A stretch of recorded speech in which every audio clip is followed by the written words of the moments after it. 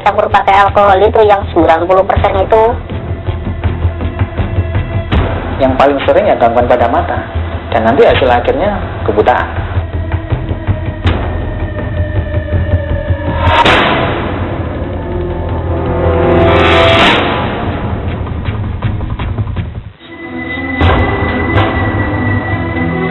Setelah tewasnya sejumlah warga Kota Mojokerto, kepolisian menggelar razia besar-besaran.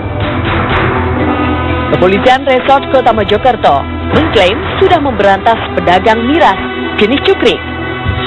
Namun nyatanya, seniman cukrik masih saja terus membuat cukrik dan mendistribusikannya ke berbagai tempat.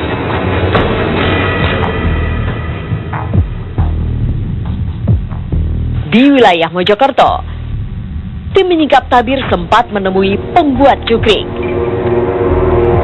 Kepada kami, ia belak-belakan menyoal cukrik. Pria ini misalnya, terpaksa namanya kami samarkan. Tato sudah 4 tahun menjalani bisnis ini. Ia tergiur karena untungnya yang berlimpah. Kepada tim menyingkap tabir, Tato lantas menunjukkan tempat di mana ia membeli sejumlah bahan baku cukrik. Tempat pertama yang disambangi adalah sebuah apotek. Dan inilah transaksinya. Mbak.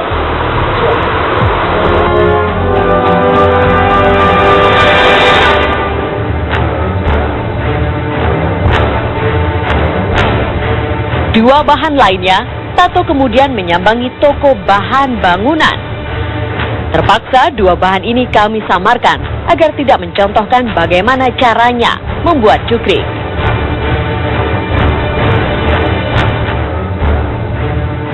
Terakhir adalah Tato membeli obat sakit kepala, obat sesak nafas, dan obat tetes mata di sebuah warung. Usai membeli bahan-bahan untuk mengoplos cukrik, Tato kemudian mulai beraksi. Dan inilah pengakuan Tato. Kalau saya kan dikirim dari daerah Jawa Timur bagian barat sana, ya saya tidak mau menyebutkan kotanya ya. Terus ya saya dibawakan curigan-curigan gitu. Itu curigan kadang isi 10 liter gitu. Jadi biasanya seminggu sekali saya dikirim dari sana itu 6 curigan. Paling banyak ya 15 curigen itu untuk 1 minggu.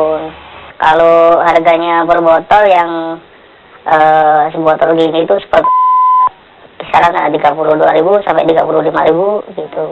Saya campur pakai alkohol itu yang 90% itu, terus saya campur dengan obat itu 1 botol, biasanya alkoholnya itu antaranya 1 gelas. Itu saya campur, terus obat untuk apa namanya ini saya gerus, terus saya campurkan juga, saya saring, saya ambil supaya kelihatan bersih gitu.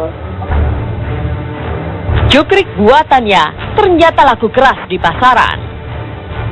Kalau saya yang jual ini 35 ribuan kalau yang sekarang ini.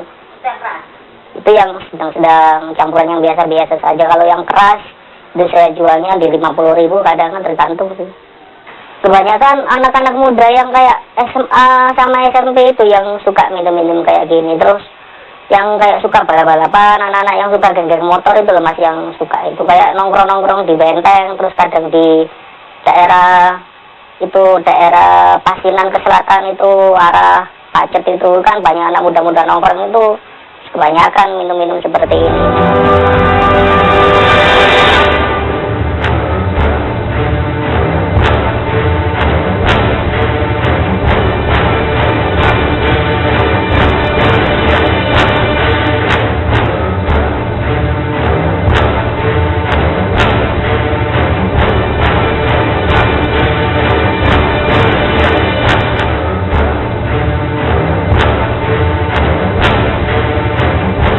Bahaya yang ditimbulkan akibat menenggak cukrik tidak main-main. Kerusakan pada seluruh organ tubuh dan berakhir dengan kematian. Itu cara kerjanya simpel sekali. Begitu dia masuk, dalam hitungan 30-60 menit dia udah cepat sekali diabsorpsi. diserap maksudnya di dalam lambung kita. Begitu diserap, ya semaunya dia untuk nempel di mana aja, ya. Sehingga keluhan-keluhan atau gejala yang didapatkan pada pasien dengan intoksikasi atau keracunan metanol ini cukup lengkap. Bisa bersamaan terjadinya. Bisa dimulai dengan problem pada otak, ya, di mana di situ bisa kesadaran menurun, seperti orang bingung, ya. Kadang-kadang kalau udah dosisnya makin tinggi dan makin lanjut kejang dan koma. Yang paling sering ya gangguan pada mata, pandangan kabur, ya, kemudian takut sinar, fotofobi, dan nanti hasil akhirnya kebutaan. Kemudian yang berikutnya bisa ganggu pada saluran napas, ya. Saluran napas itu kalau misalkan terjadi asidosis metabolik, maka pasiennya pelan-pelan akan sesak, ya. Dan yang paling menakutkan kalau itu masuk ke jantung, sehingga terjadi kardiomyopati atau aritmia, jadi gangguan persarafan pada sistem saraf di jantung. Ya, meninggal mendadak memungkinkan terjadi seperti itu.